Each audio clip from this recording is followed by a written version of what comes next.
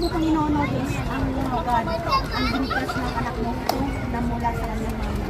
Walang tao na siyang nagbabago sa kapwa niya tao. Hindi ikaw lamang, Panginoon. Kaya Lord, sa oras na ito, dinideklara namin sa pangalan ni Jesus na ikaw ang siyang kumilos sa buhay ng anak mong mga ito.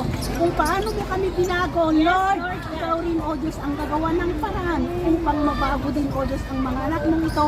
Masumpungan nila ang tamang daan patungo sa kaligtasan, tamang daan patungo sa iyong kaharian.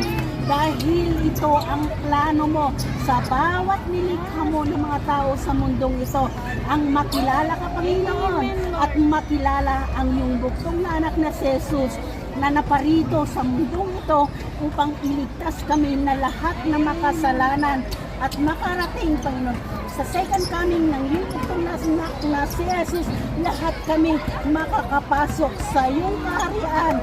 Ito ay ang langit na walang sino man na mapupunta sa impyerno, kundi lahat kami, Panginoon, mapupunta sa iyong kaharian.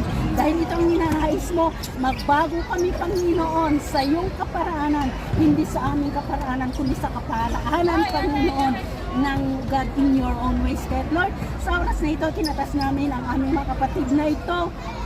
Lord, you know the situations, Panginoon, maging sa kanilang pamilya sa kanilang Pilipinas, batid mo, O God, ang kanilang mga pinagdadaanan, ang kanilang mga dala-dala, sa kanilang mga puso, sa kanilang mga kalooban, ang kanilang mga trabaho, ang relasyon nila sa kanilang pamilya, ang relasyon nila sa kanilang amo. Lord, sabi mo